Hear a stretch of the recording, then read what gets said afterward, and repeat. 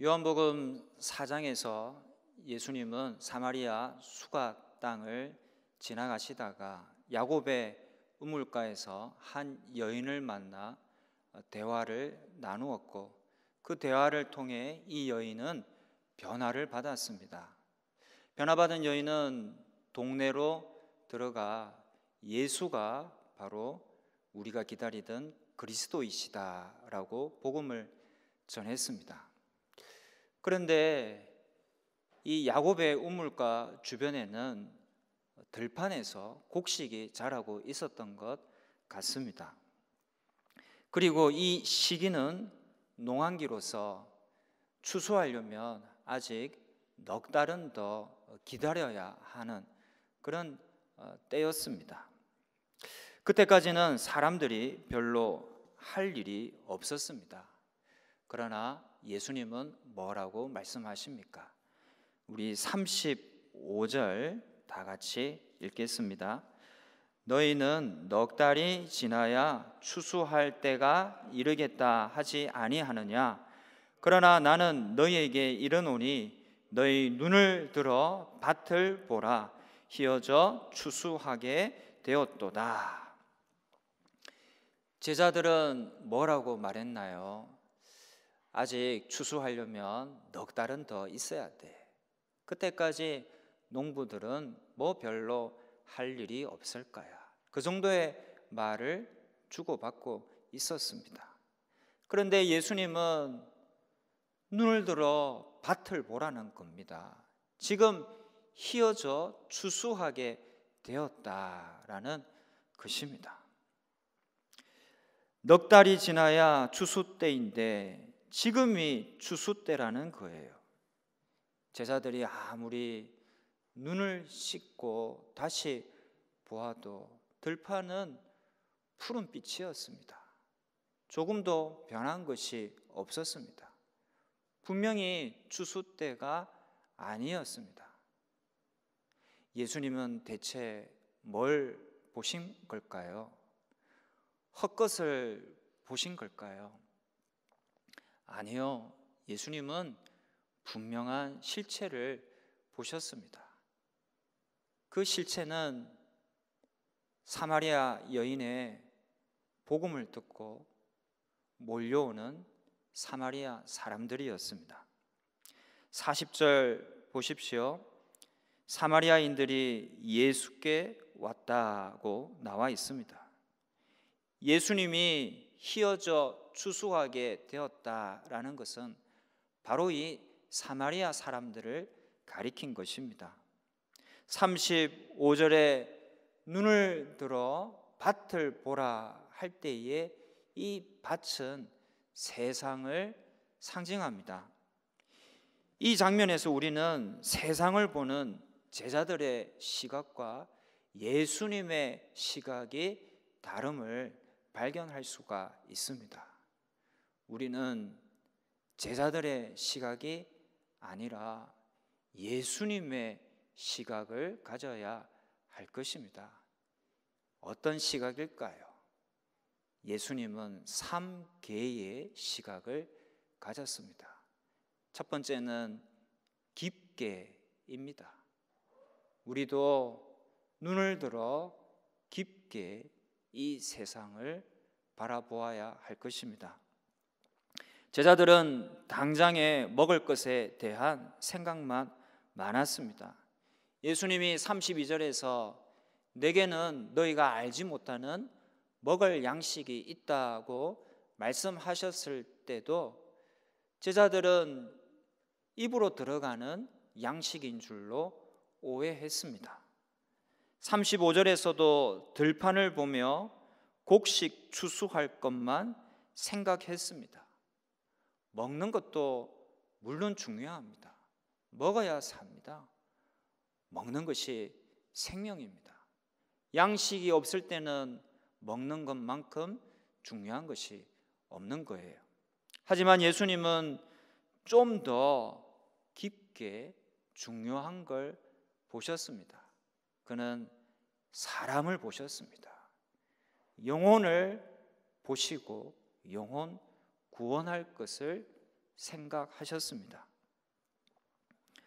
들판에 추수할 곡식 너머에 있는 추수할 영혼을 바라보시는 깊은 안목을 지니셨던 것입니다. 우리도 바로 그 안목을 지녀야 합니다.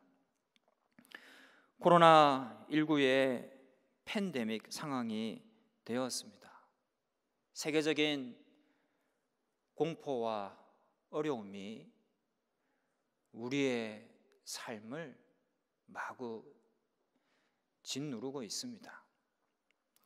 평온한 일상이 점점 위축되고 깨어지고 있습니다. 아직 일부 괜찮은 분야도 있지만 대부분의 산업이 경제적 타격을 입고 있습니다. 주가는 폭락했고 고용은 불안해졌습니다. 위대한 과학기술 문명을 이루었지만 눈에 보이지도 않는 바이러스에 의해 그 문명은 지금 속절없이 무너지고 있습니다. 연약한 세상과 인간의 모습을 지금 우리는 보고 있습니다. 여러분, 이 연약한 인간이 과연 이 코로나19라는 위기의 강을 무사히 건널 수 있을까요? 요즘 저도 걱정이 참 많습니다. 우리 성도님들은 이 죽음의 계곡을 걷더니 건너실 수 있을까? 성도님들 중에 혹 바이러스에 감염되는 분은 나타나지 않을까? 생계가 위협받는 성도님들은 계시지 않을까? 이 지역에서 집단 감염이 발생하지는 않을까? 여러 걱정이 참 많이 되어 주님께, 주님, 우리나라를, 이 지역을, 그리고 우리 성도님들을 지켜 보호해 달라고 간절히 기도하게 됩니다. 그러나 여러분, 우리는 이때도 눈을 들어 좀 더 깊게 보기를 원합니다. 이 전염병을 우리가 힘을 합쳐 반드시 극복해야 되겠지만 그걸로 다일까요? 그걸로 끝이 나는 걸까요? 이 일을 통해 우리는 하나님이 주시는 메시지도 볼 수 있어야 할 것입니다. 이런 재난은 우연히 발생하는 것 같지만 인간의 탐욕과도 밀접한 관련이 있습니다. 많은 전문가들은 코로나19를 인간의 생태 교란과 동물 서식지 파괴로 인하여서 인간과 동물 사이 접촉면이 늘어나서 생긴 인수 공통 감염병의 일종이라고 봅니다. 자연 파괴로 인해 야생 동물 개체 수가 줄어들면서 바이러스 스스로 인간과의 밀접 환경에 적응해서 자가 변이를 일으키고 이제는 인간을 새로운 숙주로 여기고 있다는 겁니다. 바이러스가 왜 생겼는지, 바이러스 감염병이 왜 생겼는지 알 수 있습니다. 인간의 탐욕에 의해 동물 서식지를 파괴함으로 인해서, 정거를 파괴함으로 인해서 바이러스가 인간에게 니파 바이러스가 옮겨왔다는 겁니다. 또 에볼라 바이러스는 왜 생겼습니까? 극심한 부의 편중으로 인해 제대로 못 먹는 가난한 사람들이 생겼습니다. 그들이 어쩔 수 없이 박쥐 고기를 먹다가 그만 이 바이러스가 인간에게 옮겨오게 되었다라는 것입니다. 다시 말해서 신종 바이러스 전염병은 인간이 쌓아 올린 반생태적 비인간적 탐욕의 바벨탑에 대한 하나님의 자연을 통한 경고의 사인이다, 그렇게 볼 수가 있는 거예요. 지금 그러한 사인은 사실 한두 가지가 아닙니다. 현대인들은 너무나 탐욕적으로 삽니다. 서울만 해도 몇 평 되지도 않는 아파트 값이 폭등합니다. 정상적인 가격 상승이 아니라 인간의 탐욕이 집약되어 나타난 한 현상입니다. 세계화로 인해 좋은 점도 있고 우리나라에 유리한 점도 있지만 세계 각국에서 부의 편중과 가난의 고착화, 그로 인해 계층 간의 갈등이 날로 심화되어 갑니다. 기생충이라는 영화가 바로 그 점을 고발하고 있는 거예요. 인류가 너무 탐욕을 추구하며 살아왔습니다. 이제 그 한계에 다다른 겁니다. 우리 인류는 이제 절제할 줄 알아야 합니다. 물질주의, 소비주의, 성장 제일주의가 아니라 소박, 절제, 단순, 나눔을 미덕으로 알고 살아야 합니다. 인생을 대하는 태도와 삶의 패턴이 달라지고 바뀌어져야만 합니다. 인류가 계속해서 탐욕을 추구하며 살아가는 것은 절벽을 향해 달려가고 있는 겁니다. 결국에는 다 죽게 될 것입니다. 당장의 풍성함을 추구하다 전 인류가 망하는 것이 아니라 지속 가능한 경건하고 소박한 삶을 꿈꿔야 할 것입니다. 그리스도인은 이 세상이 국가가 어떻게 되든 나만 예수 잘 믿어 천국 가면 된다.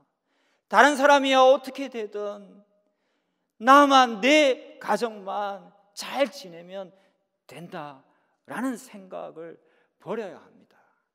그것은 우리가 눈을 내리고 눈을 감아버리는 겁니다. 예수님은 뭐라고 말씀하셨습니까? 눈을 들어 이 세상을 보라 말씀해 주셨습니다.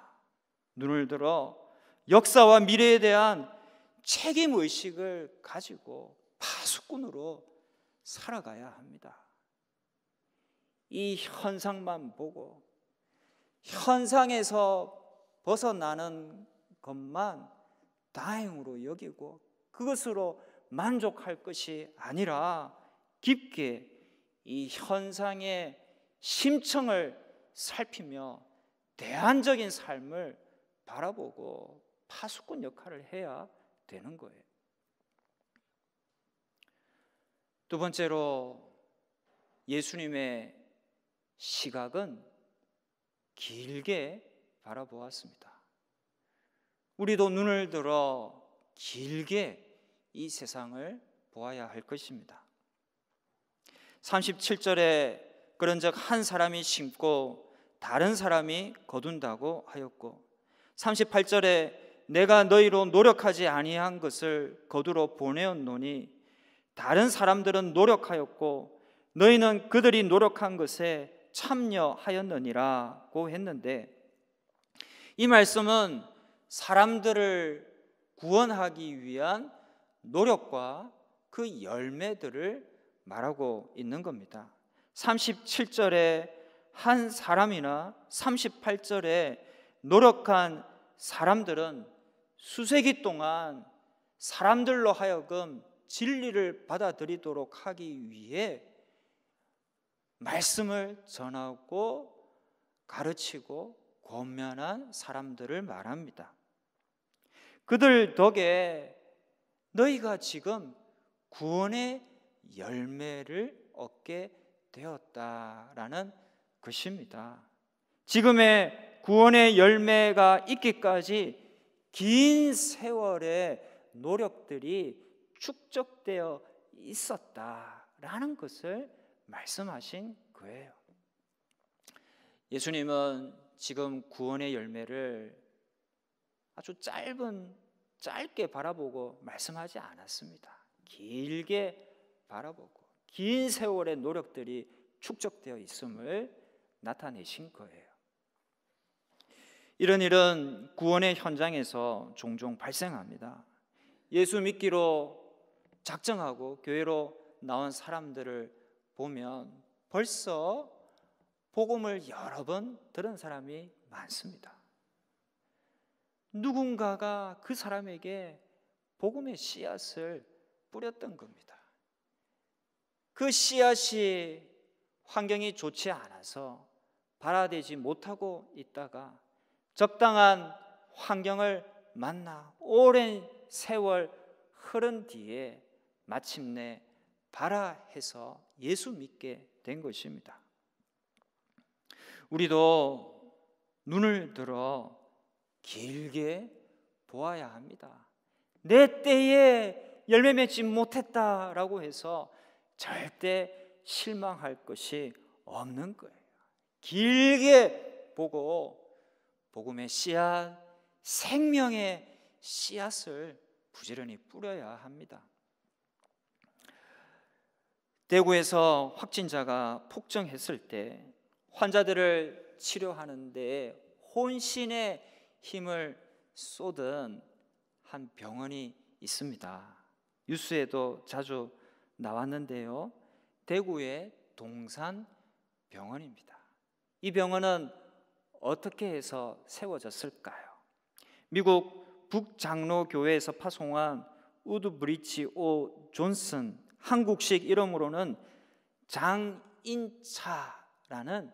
의료 선교사가 1899년 한국에 와서 대구의 약점 골목 작은 초가집에 약방을 열어 약을 나누어 주었고 본격적인 치료 활동을 시작하면서 제중원이라는 족자를 내걸었는데 바로 이 제중원이 대구 동산병원의 모태입니다.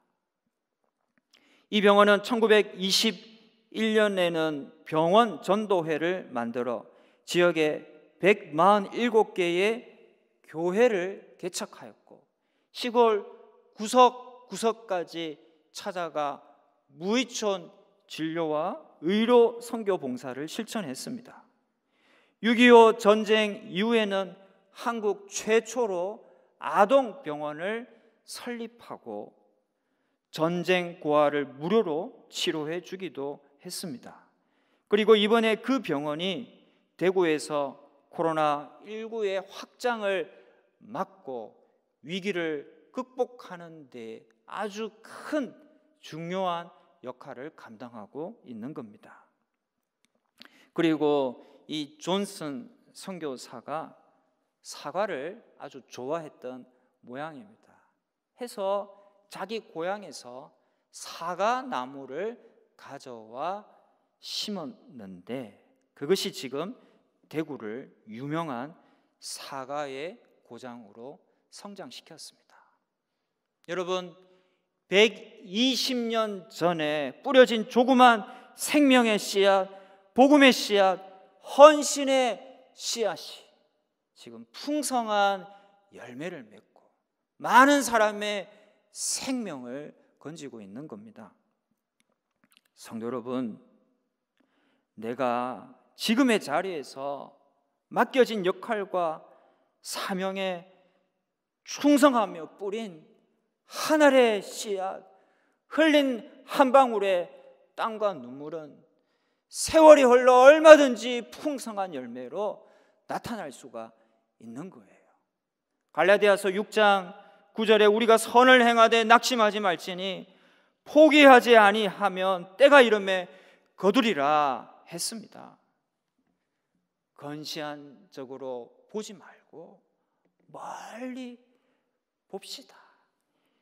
길게 보고 생명을 위하고 사람 살리기 위해서 오늘의 흘릴 땀과 눈물을, 오늘의 수고를 마다하지 않는 저와 여러분 되시기를 주님의 이름으로 축원합니다.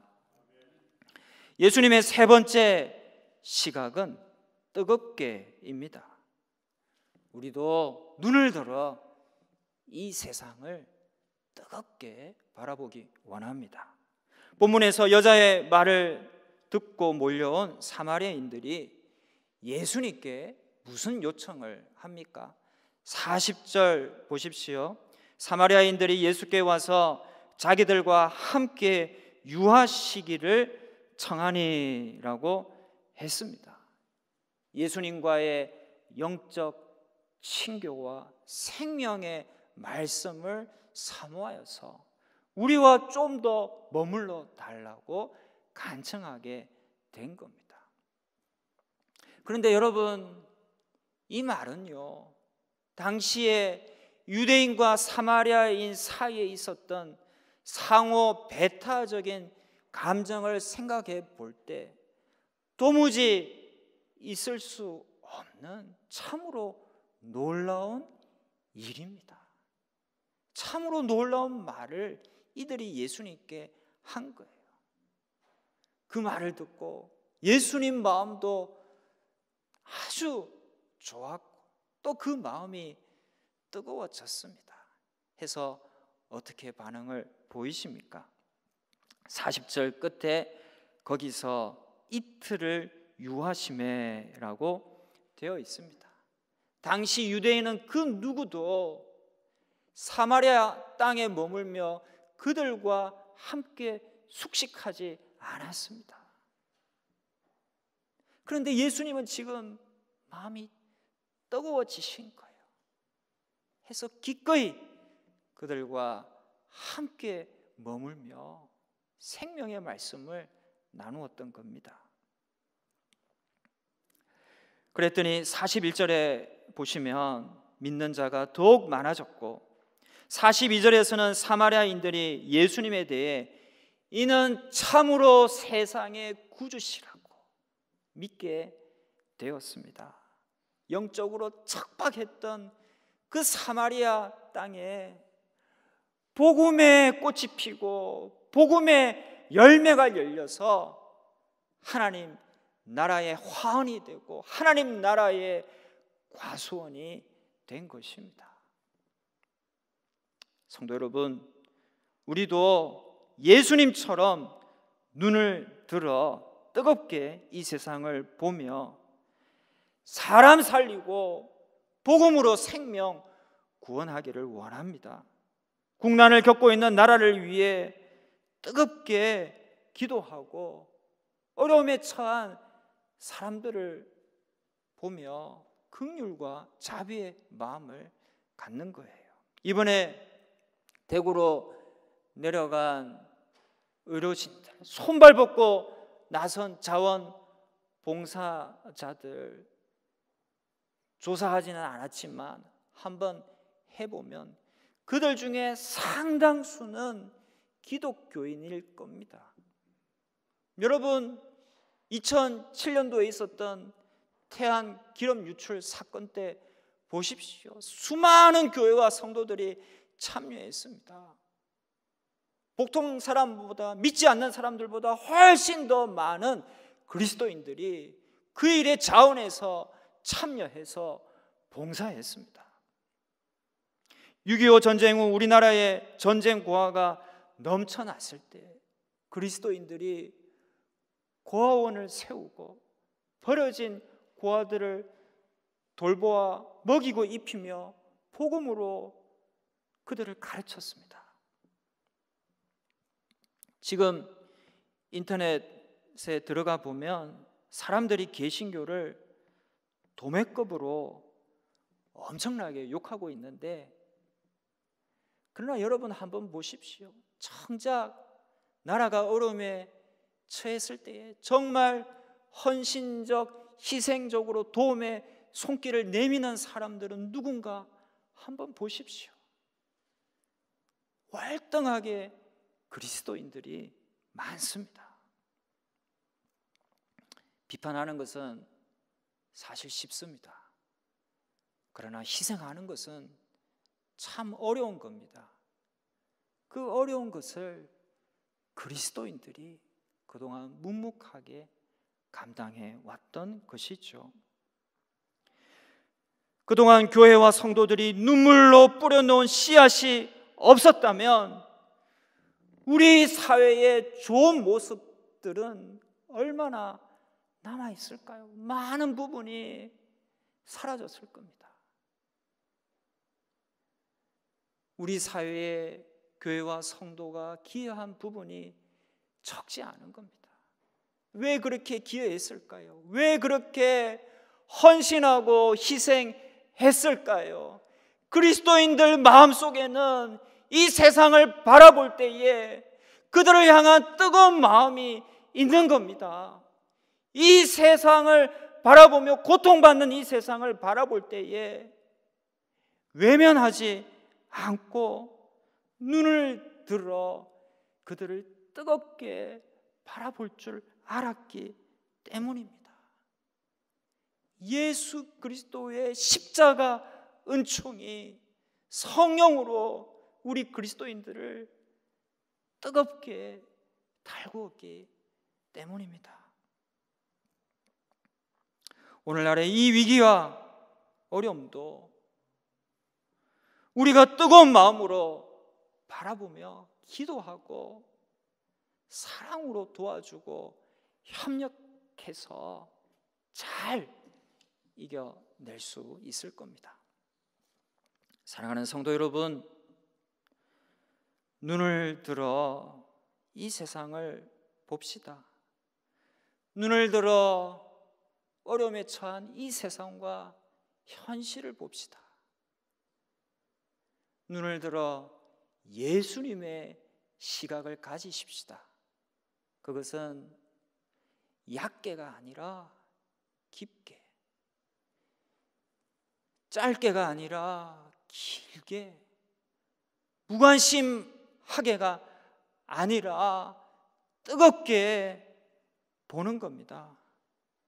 그와 같은 예수님의 시각과 안목을 가지고 어려움에 처한 이 세상을 바라봄으로 이 환난을 극복할 뿐만 아니라 사마리아인 같은 이 세상 사람들에게 오직 예수만이 이 세상의 구주됨을 알리고 전하고 드러내는 저와 여러분 되시기를 주님의 이름으로 축원합니다. 기도하시겠습니다.